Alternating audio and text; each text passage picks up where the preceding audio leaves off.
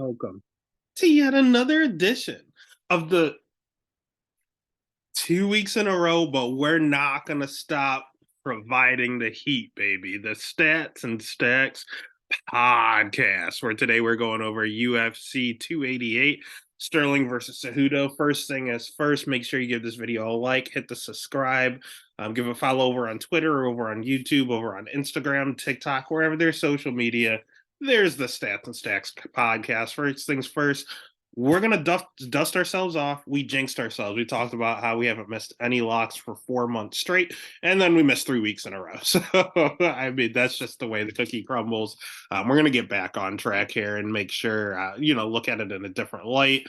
Go back to the original way we were capping these fights, and just really basing it based on one, not just fight tape to me is the most important thing, but also just other people's opinions along the way. Some of these locks I've been having, people were against what I was seeing.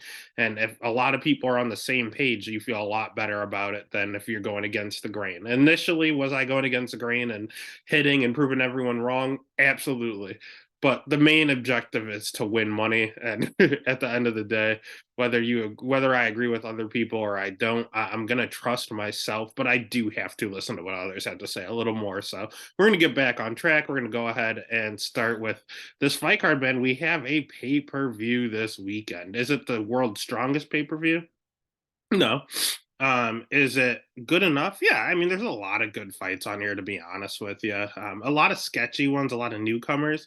But the main card itself should be a lot of fun. And again, if I talk a little faster, this is going to be a kind of a quick one here. There's just a lot going on a personal level, but we're going to make sure we get the pod out no matter what, because we got to make money, baby. So the very, very first fight of the night, we have Johnny Munoz at plus 155 going up against Daniel Santos at minus 180. Over under set at 2.5. Over 2.5 is plus 120. Under 2.5 at minus 150. Let's start with Wiley Cat here, Daniel Santos. I like him a lot. I think he's really good. And he was someone that I said I wanted to keep an eye on. He's not too old here. He's kind of young, actually. He's 28 years old. So he's just about to enter his prime. One of these guys coming from shoot to box. He had a debut on short notice against Julio Arce. That's no easy feat, and Julio kind of disposed of him. But he showed his durability. He continued to march forward. John Castaneda rocked him a few times in his return fight, but he was able to just keep walking forward. All he does is pressure you and go forward. His striking's good. He does a lot of spinning stuff, a lot of spinning kicks and fancy stuff, and he hits decently hard. He has a lot of wins by knockout. On the flip side is, I mean, his takedown defense, he's rocking a 57% takedown defense. That's not the greatest look, especially in the UFC. You fought Julio Arce and Castaneda, who aren't the greatest wrestlers. But it's also a small amount that 57% is coming from. So at the end of the day, he is very hittable. You can't hit this guy because he's a shoot to box guy that just marches forward and he does not take a step back, and you can pop him a lot. But he's also very, very durable. He's wild on the feet, man. He's very unpredictable with the spinning back fists and spinning back kicks, and he throws a lot of heat at you, and he'll do it for days. He has a lot of cardio, and he'll just keep coming at you. And his jiu-jitsu is pretty good as well. So there's not really anything wrong with him besides the fact that he gets hit at ton. He needs to clean up his striking defense a little bit, and we need to figure out about his wrestling. And you know what? We're going to in this matchup, because Johnny Munoz Jr. is not a striker by any means. He's okay on the feet. He's getting better. He used to be very, very bad, but he still looks a little uncomfortable. You see the technique. You could see him improving each and every fight. It looked world class against Ludovic Sholian, but Ludovic doesn't really believe in head movement, and he's there to get hit. So he was able to just kind of pitter patter and throw some jabs, some nice leg kicks, some body kicks, and kind of keep backing up and keep jabbing away. And again, the jab looks phenomenal, but he did look a little uncomfortable whenever he gets touched. He does not like getting hit. He does not react well, and that's because he's a jiu-jitsu guy. He's very good wrestling, but he's world class on the ground. He's a legitimate black belt on the ground. Is he a little chinny? I don't know. Again, he doesn't react well when he gets hit, and Tony Gravely did put him out in a minute, and Tony Gravely's not really a power puncher. So I don't know. it's just whenever he actually does throw stuff with heat, he kind of gets scared. He's just very hesitant on the feet, and it scares me. And his chin is way up in the air whenever he's striking. It's just not he's not comfortable. But if he can get this thing down to the ground, he's gonna slap that body triangle on and be there all day, or get the submission. But again, Wiley Cat's pretty good on the ground, so at the end of the day, I think it might be a Johnny Munoz decision just because of the wrestling. But if Wildcat's takedown defense is better than we think, or he's able to keep getting up, then every second this thing is on the feet, Johnny Munoz is in trouble. So I think Johnny's a live dog. I think he's the way you bet this fight. But I think the style of Santos and that nonstop pressure and cardio could also get it done. And he's someone that I kind of bookmarked as something I wanted to support. So this is a complete pass for me. But if anything, it's dog or pass. So the pick is going to be Wiley Cat. I like Wiley Cat. I think he should win. I think he's the overall better fighter. But wrestler versus grappler, you take the grappler if they're plus 155. Next fight of the night, we have Ugly Man Joseph Holmes plus 150 going up against Claudio Ribeiro at minus 175. Over under set at 1.5. They don't think it's going to be long. Over 1.5 minus 105. Under 1.5 minus 125. Let's start with Ugly Man Joseph Holmes because he's not very good. He predicates himself on his ground game, but it's not that good. He doesn't have a 3-inch reach advantage here, which is a good thing. And it's jiu-jitsu. I mean, it's just okay. I think he's only a purple belt or something. He's not that great on the ground, and he got tapped out in his last fight. His striking, he's very lanky. He uses a good jab, some leg kicks out there, but nothing with a ton of power. It's not like you're scared of anything on the feet. And he does have a tendency to slow down a little. We saw it in the Jamie Pickett fight. We saw it in the Iron Turtle fight. If you get this guy into deep waters, you can slow him down. So at the end of the day, he was also a Glory MMA guy. Glory MMA is disbanded, so who knows where he's at now. And I don't think he's really UFC caliber, to be quite frank with you. On the flip side, we have Rivera, who I also don't know if he's UFC caliber, but he's predominantly a striker. He has a ton of power. Um, it's just his striking's pretty good. He has pretty decent power. His wrestling seems a little questionable. It doesn't look like it's the greatest. So Holmes is probably going to try to get this to the ground. Is he going to be able to? I don't know because Holmes doesn't have good wrestling, but Ribeiro's takedown defense is only okay. So I guess they'll cancel out, and hopefully this thing has to stay on the feet. If it is on the feet, I mean, Ribeiro's an early finisher. All of his wins, round one, he has one knockout in round 5, then round one, round one, round one, round one. They're all basically round one. So he does have a submission loss on his record, so his ground game might get a little sketchy. So I don't know. At the end of the day, Ribeiro's corner is very, very loud. All you're going to hear is, hey, it's going to be the most annoying thing you've ever heard in your life. At the weigh-ins, you're going to hear them yelling. They're very, very loud, but they also do it during the fight.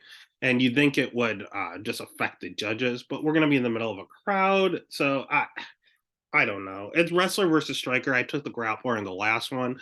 This one, I'm going to take the striker because I just don't think Holmes has the offensive tools to get it to the mat. So the pick's going to be Ribeiro. The bet is going to be Ribeiro. Next fight of the night is one where it's kind of playing with my heart here. We have Rafael Estevan at minus 190 going up against Zhalgas Zumagulov at plus 160. Over under set at 2.5. Over 2.5 minus 190. Under 2.5 plus 155. Let's start with Zhalgas because he's getting absolutely robbed in all of these fights. Hey, what's up, buddy? He's getting he's getting absolutely robbed. And that this video is going to be a little choppy. Again, there's a lot of stuff going on this end, but we're going to make sure we get the information out. Back to my boy Zhalgas Zamagulov. He has good striking. He has good wrestling. He has pretty decent cardio. He has okay jiu-jitsu. Everything about this guy is very, very good. Only problem is he doesn't have really any power to show. And he's a little hittable on the feet, so that is a little concerning. But when you go back and you look at his UFC record, I mean, he's showing a loss to Charles Johnson by split decision. I thought he won that fight. He's showing a loss to Jeff Molina by split decision. I really thought he won that fight.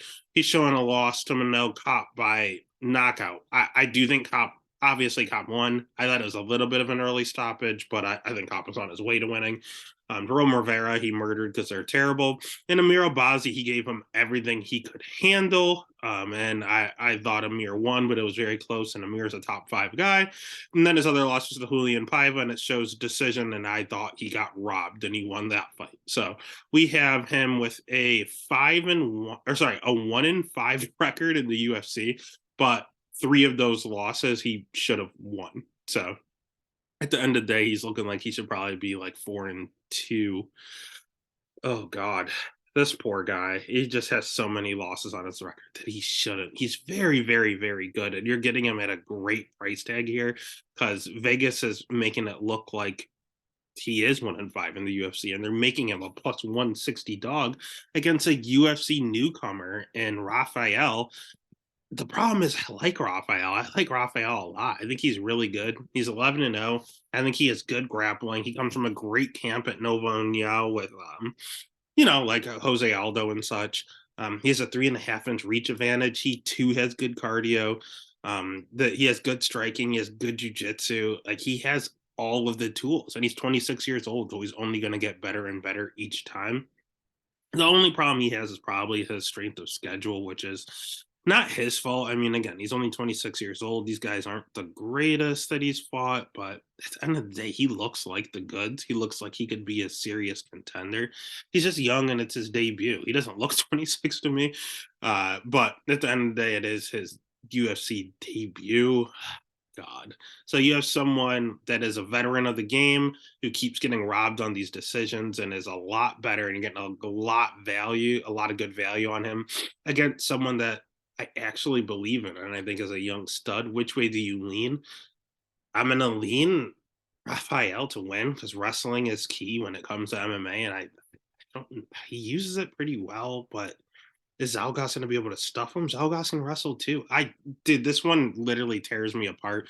So all I'm meant to do is trust my guy. I love Zalgas. I think he's been getting screwed, although I love Rafael as well. I'm going to rock with the plus 160. So the pick is going to be Zalgas Zamagulov. The bet is going to be Zalgas Zamagulov. But I think both of these gentlemen are phenomenal fighters. Next fight of the night, I don't know if I could say the same, but this one also has me all types of confused. We have Ikram Ali Kersov at minus 215 going up against Phil Hawes at plus 185. Over under set at 2.5. Over 2.5 at plus 165. Under 2.5 at minus 205. Let's start with Ikram because you're going to hear the same thing over and over and over. Ikram has one loss in his MMA career, and it is to none other than Hamzat Chimaev. I mean, it's the one that he kind of uppercut KO'd. But I have seen Ikram rocked in other fights. Like, you can hurt this guy. He has a win over Dennis Talulian, who's in the UFC. He has a Contender Series win over Mario Souza. I mean, he's really, really good on the ground. He has okay striking. His wrestling's pretty good. I mean, he's Russian. His cardio seems to check out, surprisingly. He loves to pressure forward. He loves to go forward.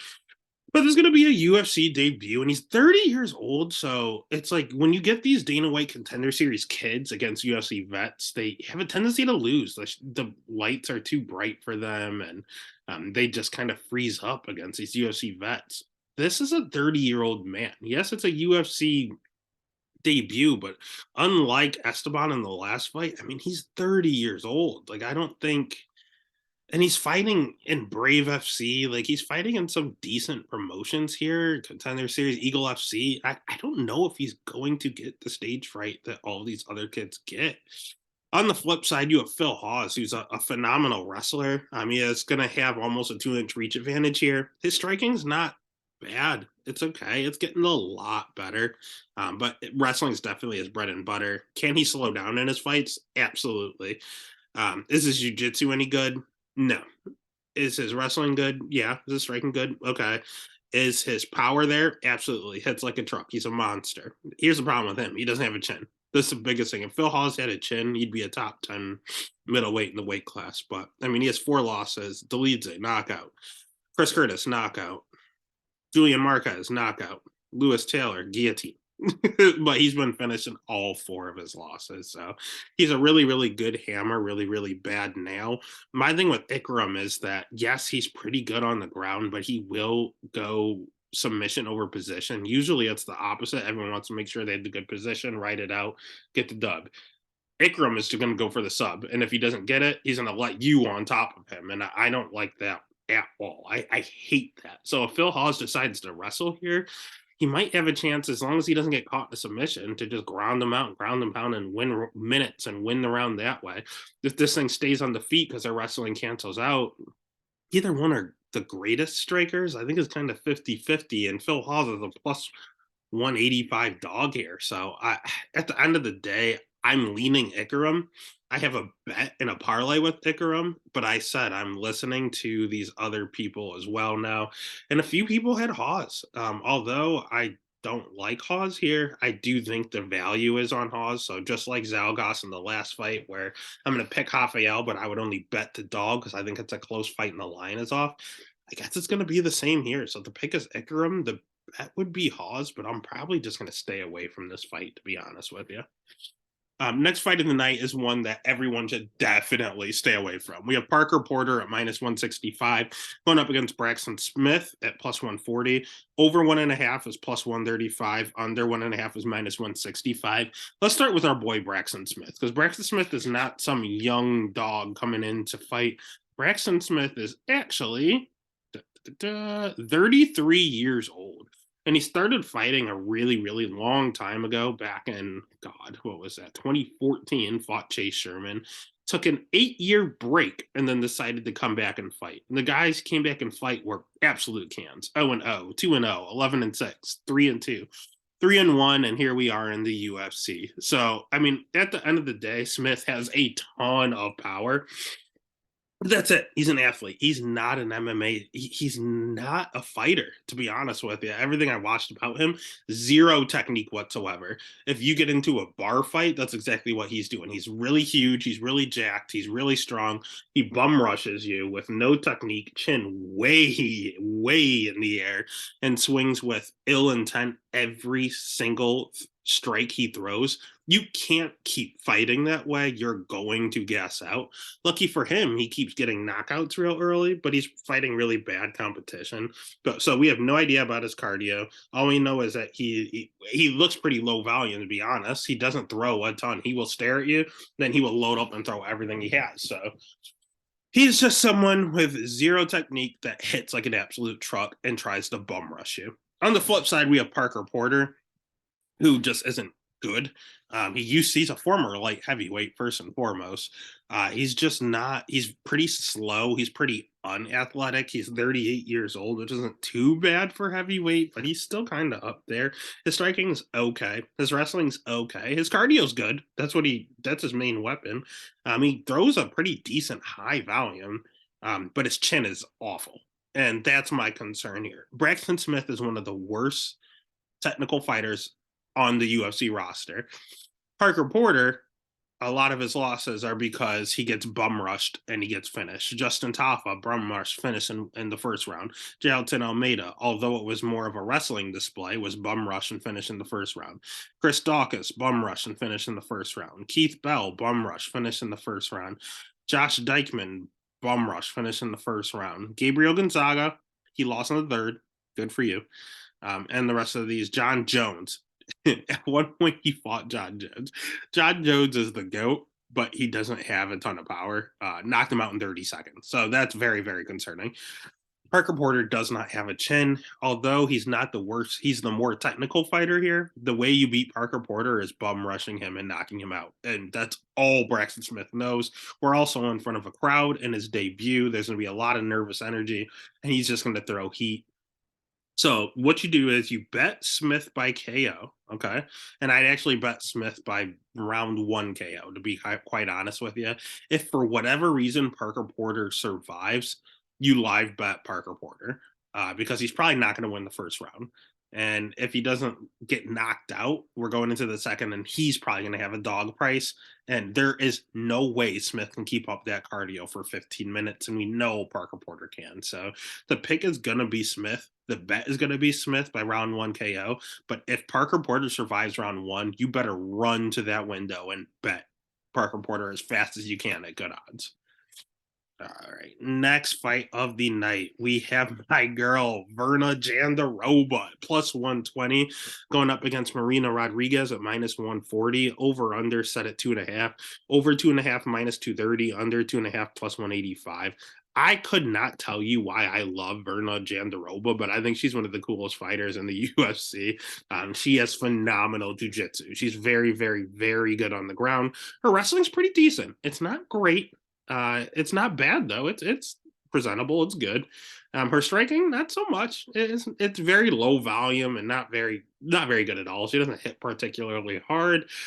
She doesn't throw a ton. She's very low volume. She's hittable herself on the feet. She is 34 years old, so she is starting to get up there. But her cardio's okay. It's not good. It's not bad. It's also just kind of okay. But when you look at her, she's 18-3, and all of her losses are to fellow grapplers. When she fights a striker, she takes you down and she finishes you, or she takes you down and she backpacks you, and there's nothing you can do. Her losses: Amanda Ribas, black belt; Mackenzie Dern. I thought she won that fight, and the judges just gave it to Dern, but irregardless, black belt. Carla Esparza, I can't remember if Carla's a black belt, but she is known for her wrestling, and Carla out wrestled her. So if you can stay on the ground and stay safe with her, you can beat Verna. Or if you can just out wrestle her and keep her on her feet and stay safe, you can beat Verna. Those are the only ones to do it, though. You look at our other UFC fights. I mean, Mallory Martin, she choked out. Felice Herrig's a striker. She choked out. Murata's a striker, and she actually outstruck her and broke her arm. That was interesting. And Angela Hill, so a top 10 girl in the weight class, one of the top 5 best strikers, took her down and grounded her last year. Like, if you can't wrestle, you are in some trouble with Verna. Marina Rodriguez, rocking a 65% takedown defense. She can't wrestle. Is Marina Rodriguez a top 3 striker in the weight class? Absolutely. She's a great striker, but she is 36 years old. She has very good cardio, which is nice. She has pretty decent volume, but 65% takedown defense. And I'm looking at it here. Amanda Lemos was able to take her down. Janan Yan took her down multiple times, and Yan can't wrestle. Mackenzie Dern has taken down 2 people her entire UFC career. One of them, Marina Rodriguez. Michelle Watterson took her down. Amanda Ribas took her down. Carla Esparza took her down. Every single UFC fighter has taken her down, and that's very concerning. So I think on the feet, Marina absolutely kills her, could knock out Verna. On the ground, Verna is legitimate. She is a top 2 girl in jiu-jitsu in this weight class, could submit her easy. So I think a sneaky play is the under, man. The under 2.5 at plus 185 in this fight. Whether it's Marina knockout or Verna sub, you're covering both bases. I do like the under 2.5 in a women's fight. But the pick is going to be Verna. The bet's going to be Verna. Wrestler versus grappler. I know I've gone back and forth. It depends on how good you are. And Verna is a legitimate grappler, and she's going to continue to do it. So the pick is going to be Verna. The bet's going to be Verna as a dog.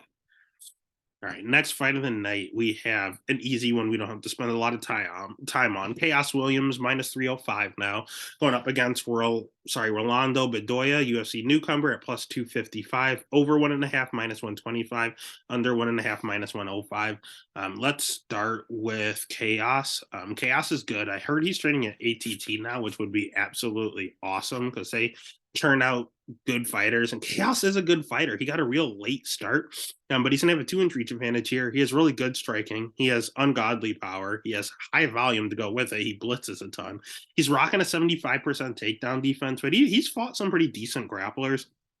And his cardio checks out. He doesn't gas, although he hits really hard.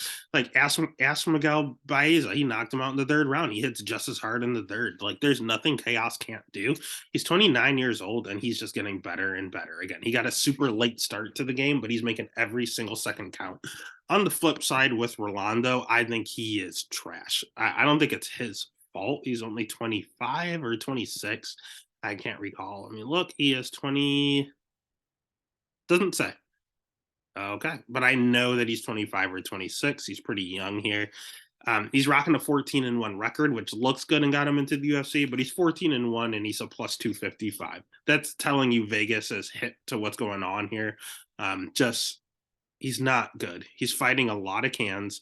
A lot of his fights are very, very close fights against these guys that are 3-1 and 1-5 and 7-4 and 0-0. And they're really, really just barn burners. So it's just concerning. Now he's never been finished, which is interesting. But he's extremely hittable. I've never seen anyone more hittable in my life. His striking, I mean, when he's offensively going, he's okay, but most of the striking I saw was him getting pieced up on the feet. His jiu-jitsu is pretty decent. His cardio is pretty good. His wrestling isn't really the greatest. You can tell he knows what to do. He's just not very good at it. And again, this is his debut, and his chin is always way up in the air. He's asking to get knocked out. Are these people with 0-0 records on the regional scene going to be able to do it? No. Is Chaos Williams going to be able to put his lights out? Yeah, absolutely. This kid's in some serious trouble. So the pick is going to be Chaos. The bet is going to be Chaos.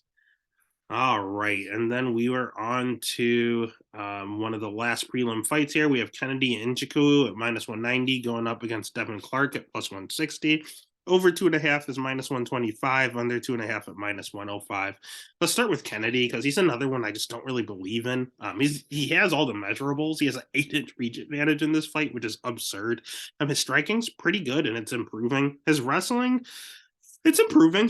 80% takedown defense. His cardio is pretty good for a light heavyweight, to be honest with you. It's pretty decent. It's improving. His jiu-jitsu improving. Everything about this kid at Fortis is improving. He's another one just like Chaos. Started very late, just has physical tools and he's honestly putting him together.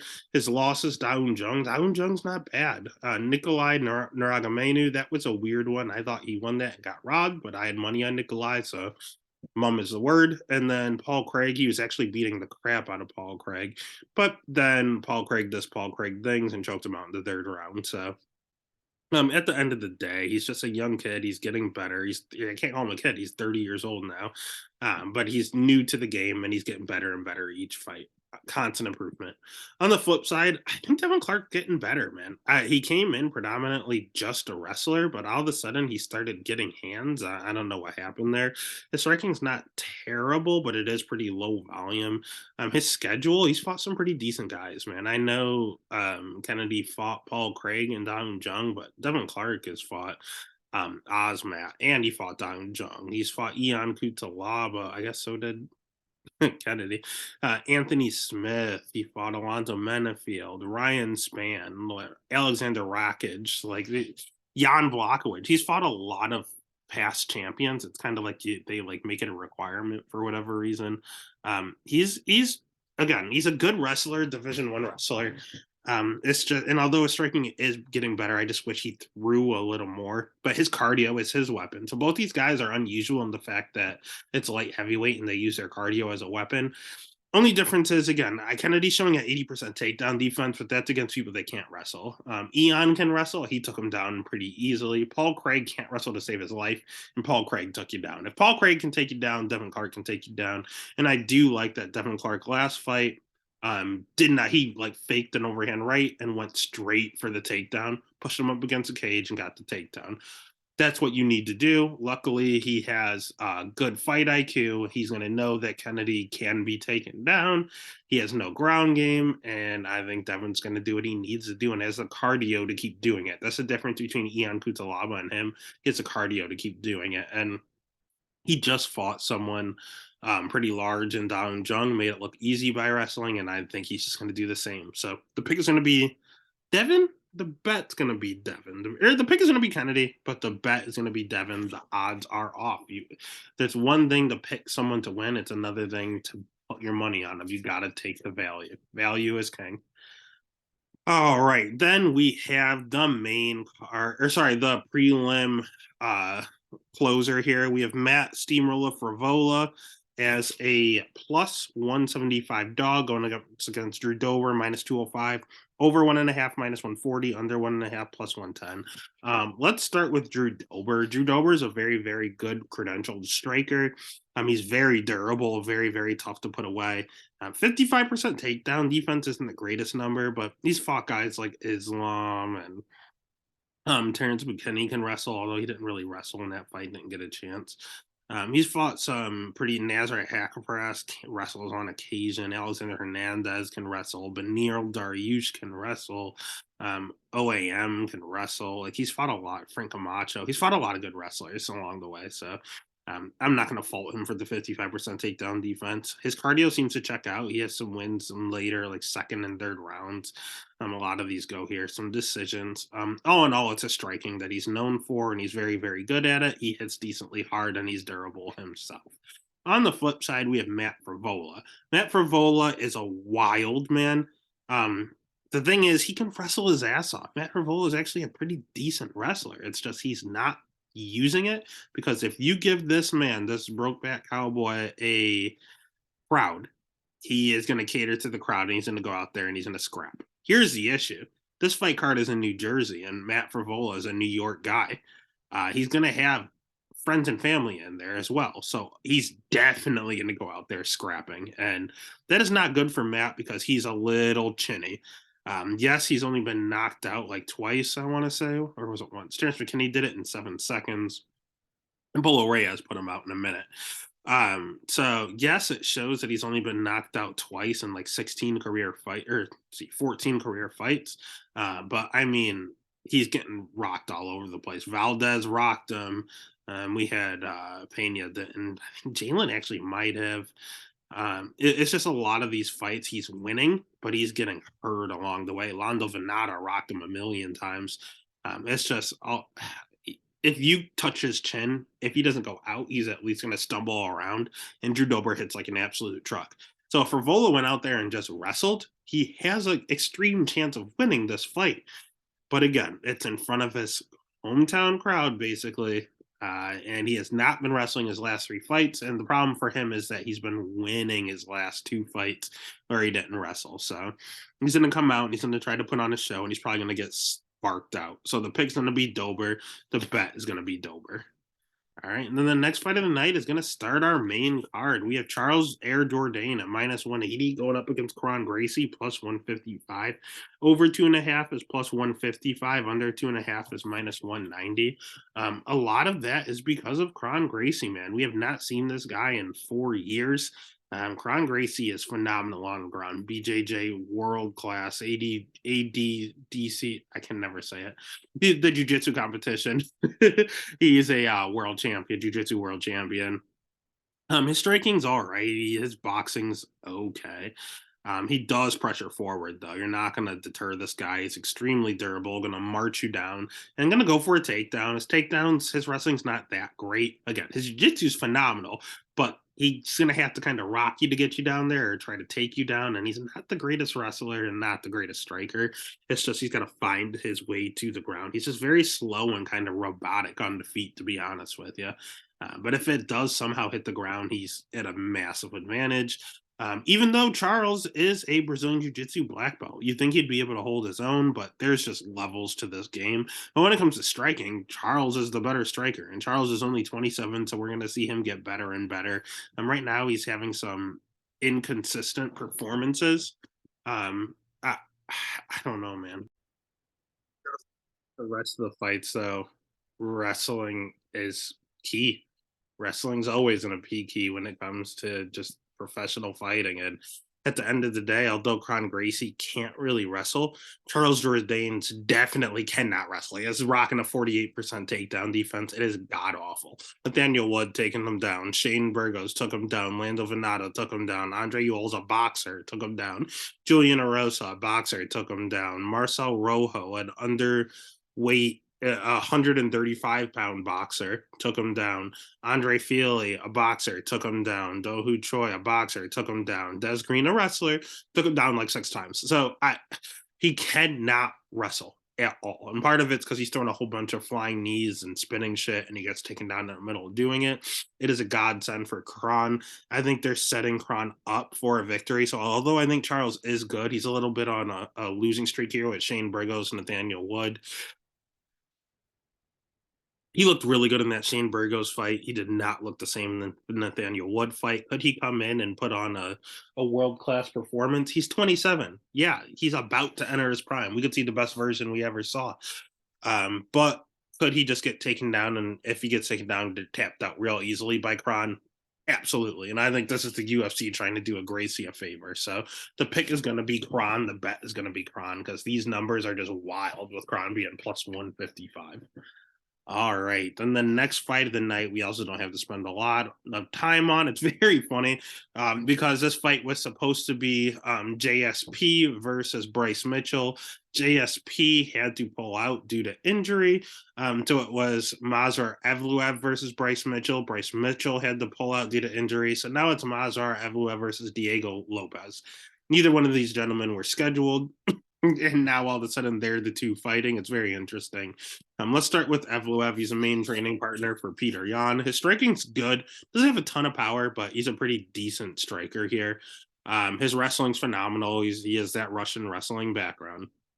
Jiu-jitsu is good, but he does put himself in a lot of crazy predicaments. We saw not Mike Grundy. Yeah, Mike Grundy had him in a pretty serious guillotine. That was very concerning. We saw Nick Lentz put him in a whole bunch of guillotines. It was very concerning, and we want to split there. He just puts his head into stuff all of the time, and he stays calm and he gets out of it. And people make jokes about him being unchokeable. His cardio's good, but again, everything about this kid is great. Could be possibly world champ. I think we're gonna see him and Ilya Taporia in a number one contenders fight. The winner is gonna go out there and give Volk one hell of a fight. But right now, Evloev's the man. He's just good everywhere. He's 16-0. He's a great fighter. He just needs to stop putting his head in submissions. Like, stop getting guillotined. Because one of these days, he's going to get put out. He's going to buy his own height, and he's going to believe he can't get tapped out, and someone's going to catch him. And it honestly could be someone like Diego Lopez because he has nothing to lose. Listen, very, very hot take here. Diego Lopez, his striking's not very good, but he swings for the fences. He's very, very wild on the feet. Is he very hittable himself? Absolutely.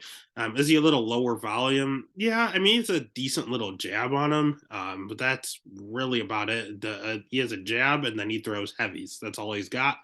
On the ground is where he's legitimate, though. Like, this guy is a real deal black belt. He's very, very good on the ground. Very, very active guard. He does not stop throwing up subs. So he does have some losses on his record because of it.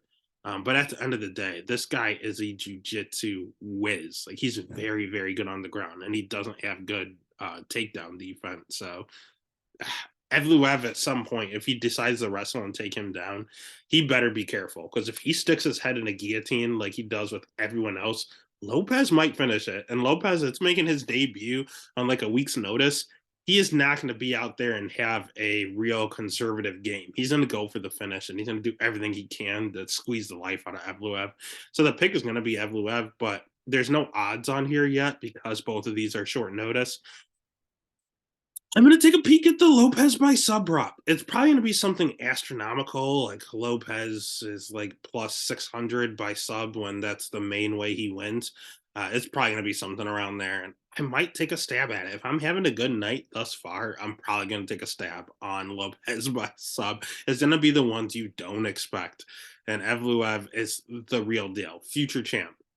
But god damn it, someone has to teach him a lesson to stop when he's setting guillotines, and I want to be there for when it happens. So the pick is going to be Evloev. The bet's going to be, honestly, if there's no value, there's not going to be any value on Evloev, so I might just have to do Lopez by sub just for value's sake. I know I'm on an island, but this kid's ground game is legitimate, and I am so sick of watching Evloev put his head in there. So it is what it is. Next fight of the night is another one of these really, really good fights, and it's just the line is off. We have Yan Jinan at plus 170 going up against Jessica Andrade at minus 200. Over 2.5 is minus 155. Under 2.5 at plus 125. Let's start with Jinan because she's not too bad, honestly. Her striking's very, very good. Probably top 5 in the weight class. She's super high volume. The problem is that she's not the greatest wrestler. She has 70% takedown defense. She went over to Team Alpha Male to work on her wrestling, and it has gotten better. And we've even seen her implement offensive wrestling against Mackenzie Dern and Marina Rodriguez. Like, she's actually taken them down, which is a new wrinkle to her game. But her ground game is god awful. Like, her ground game is very, very, very bad. Carla Esparza took her down and crucifixed her and beat the hell out of her. So Carla Esparza finishes nobody. It was very concerning to watch. When she gets taken down to the ground, she is a fish out of water. So although she's a phenomenal striker, her wrestling is improving. God, if there's anyone with the ground game, she's in some serious trouble. Andrade is a black belt, but she's one of these like offensive black belts. You don't really see her getting subs off of her back. It's just mostly when she's on top. But if she takes down Shannon, she's probably going to tap her out, to be quite honest with you. But Andrade likes to strike. She's a good striker, too, and she has a ton of power. She has a ton of volume. Her cardio is okay. Both these girls I've seen gas. And both these girls I've seen go 5 rounds. Like, you never know which version you're going to get when it comes to their cardio. Andrade is a former champ, though. Andrade is good. She's only 31 years old. She's not washed. She bounces back and forth between flyweight and straw weight. And I know a lot of people are harping on her last loss to Erin Blanchfield. First of all, Erin Blanchfield is nasty. Erin Blanchfield is future champ. I love Erin Blanchfield. Always have, always will. Bad stylistic matchup for Andrade, and she took the fight on like a week's notice, up a weight class against the top contender. Like that was just a total badass move by Jessica, and she literally just fought 2 weeks earlier or something like that with a broken hand.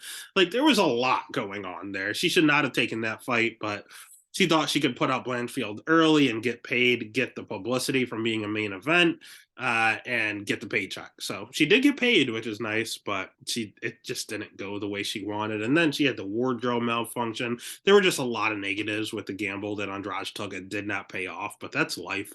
This is no gamble here. This is a full training camp. This is a winnable fight. And I think that Jan is the value bet. I think if I'm betting this, I have to take Jan because the Andrade doesn't wrestle that much. And if this is purely striking, I think Jan might have a striking advantage. A power definitely to Andrade, but technique probably to Jan, and Jan is plus 170. However, if I'm taking a pick, I do think it's Andrade. She has more ways to win. She's fought the better girls. Like she's the better fighter. So the pick is going to be Andrade. I kind of feel like we're getting a good number on Andrade at minus 200. I feel like I'm letting myself down, but I am a value chaser. So if I do end up betting this fight, I need to stay away from it. If I do bet it, I'm probably going to bet Jan at plus 170. But I really do truly, my mind is telling me Andrade. My pocket and my heart are telling me Jan, but and my mind is telling me Andrade all day. The next one is another interesting one here. We have Gilbert Burns taking the fight on short notice at minus 130, going against Bilal Muhammad, who's also taking the fight on short notice at plus 110. Over under set at 4.5. And you heard that right, folks. It is a 5-round non-title co-main event. Over 4.5 minus 155, under 4.5 at plus 125. Let's start with Gilbert. Gilbert's the man. He's 36. He's getting a little old in the tooth, to be honest with you. Or is he 37? God, how old is Gilbert Burns? Let's take a quick look here. Nope, he's 36. World-class jiu-jitsu. Very, very, very good on the ground. Real black belt. Wrestling, good. Improving. I didn't realize how good his wrestling was. We saw it in the Stephen Wonderboy Thompson fight and the Jorge fight. He knows when to strike. He knows when to wrestle. His striking, good. He hits extremely hard. Like, you saw him knock out Damian Maya. We saw him rock Kamaru Usman. Like, his striking's good. His jiu-jitsu's world-class. His wrestling's good. Problem with him is his chin. He's a little chinny at times. Everyone makes jokes about the jab. You can put him down with the jab. I don't know if it's that the jab is his kryptonite. It's that he has a lot of reach disadvantages because he's a lightweight. He was a lightweight his whole career. He got older, said this cut is just too much for me. I have to go up to welterweight, and made it all the way to a title shot. Like, this guy is a legitimate badass. He fights everyone. He wants everyone. He's just a great guy, a great fighter. He's a top 5 in the weight class. If he wins, he's promised a title fight, and it's so justified. On the flip side, we have, remember the name Bilal Muhammad, who is the most slept on welterweight, to be honest with you. He's the definition of a generalist. He is not bad anywhere, but he's not great anywhere.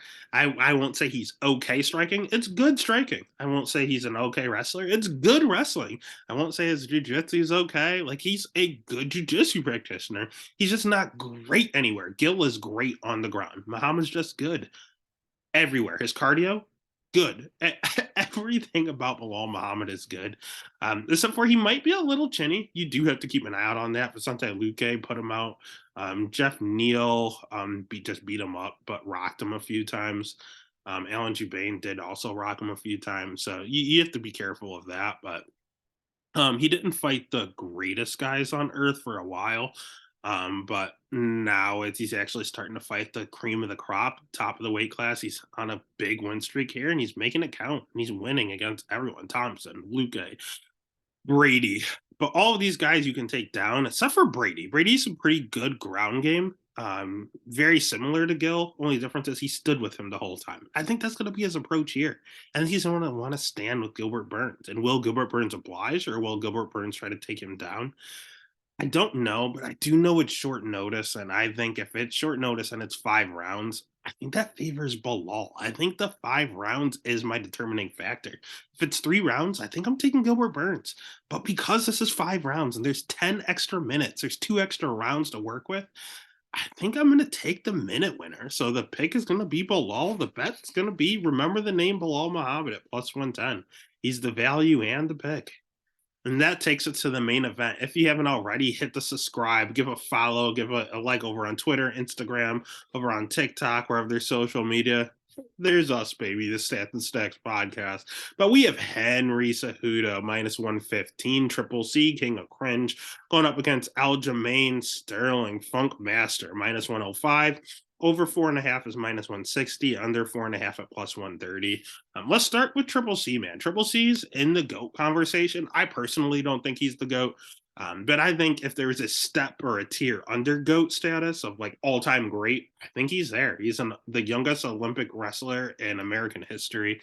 He's 36, Olympic gold medalist in Olympic history. I remember watching him when he was 18, which is crazy to say. It was 18 years ago.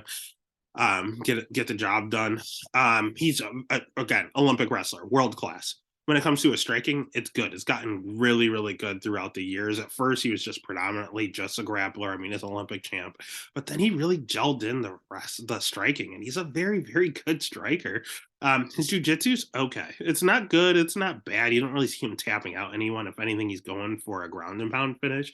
But you also don't see anyone going out there and just tapping him out. In fact, I don't think he's ever been submitted. So that's a thing. At the end of the day, even his losses, Mighty Mouse is one of the GOATs. And Joseph Benavidez, it was a split decision. It could have gone either way. And Joey B in 2016 was the real deal. So, again, 2 phenomenal losses. Nothing to do there. Great wins. Again, he beat Mighty Mouse. It was questionable. I thought Mighty Mouse won that fight, to be honest. But again, he beat TJ Dillashaw. That was a little questionable because TJ shouldn't have been at 125. Sergio Pettis was a good win, but he is a little younger than Marlon Moraes. Good win, but Marlon had no gas tank. Dom Cruz, good win, but he was also like 40 years old. So here's the thing with Henry. His last little run here is very great names on it, but they all have an asterisk next to it. It does concern me just a touch. I've seen Henry against, prime DJ, and I've seen him in general, but Henry's a flyweight. He's not a bantamweight. He might have put on more muscle now. I don't think he'll ever make flyweight again, but he's always going to be too small. It's just he's older. He's 36. He can't make flyweight anymore. But that doesn't mean he's a good sized bantamweight. I don't think he's a true bantamweight at heart, to be honest with you. He just has a ton of talent. He has great cardio. He's at a great camp at Fight Ready, but he hasn't fought in 3 years. Like, he retired during COVID in 2020, and now he's making a return to get his title back that he relinquished. Now, I'll be honest with you, Fight Ready, every guy fighting there, you see him training, working hard. It's not like he's just been sitting down. He has TV shows where he's mentally doing reps. He's physically doing reps as all of his guys are training. A lot of these guys at Fight Ready are smaller. We saw him with Figueroa. We saw him training with DJ now, which is nice. Like, we see this guy. It's not like he just disappeared off the face of the earth and just started eating cupcakes and we never saw him again. Like, he was training the entire time, but he hasn't been in the actual octagon in 3 years. So is there going to be ring rust? Some people have it. People like Dom Cruz don't. Other people do. It's all over the place. Who knows? On the flip side, Funk Master, he is huge for the weight class. He might be the biggest bantamweight in the weight class right now, to be honest with you. He is absolutely massive. His wrestling is not Olympic level, but it's phenomenal. His striking, I think Henry's actually a little cleaner, but Aljo's bigger and faster. He's just fast as hell, and he'll throw a ton of volume out there. His cardio, not as good as Henry's, but good enough. He can go a hard 5 rounds. He's at the Sarah Longo camp. We talked about fight ready. Sarah Longo is not fight ready, but he is training with Marab and honestly Matt Pravola. He's training with a lot of really just killers over there at the Sarah Longo gym. So at the end of the day, everything they do is pretty similar. We're just looking at Aljo as the current champ, fighting the best competition in the world, fighting Peter Yan, Corey Sandhagen, and winning all these fights. Um, and the difference is doing it recently, not 3 years ago. They're both good wrestlers. Triple C's probably the better wrestler. They're both good jujitsu practitioners, but Aljo is head and shoulders better in jujitsu. They're both good strikers, decent, and I think it's pretty much a wash there. Only difference is Aljo's faster and stronger. So, and the current champ at dog odds, I don't think I can turn my back. I went in every intention of betting Henry Cejudo, but after the fight tape, looking at the stats and seeing them side by side, they do not look like they're in the same weight class because they shouldn't be. So the pick is going to be Funk Master Aljo. The bet's going to be Funk Master Aljo. And that's UFC 288. It is not a stacked UFC card by any means, but it's presentable. It'll be fun, and it'll be one hell of a night if we can get back on a roll, baby. So let's get it.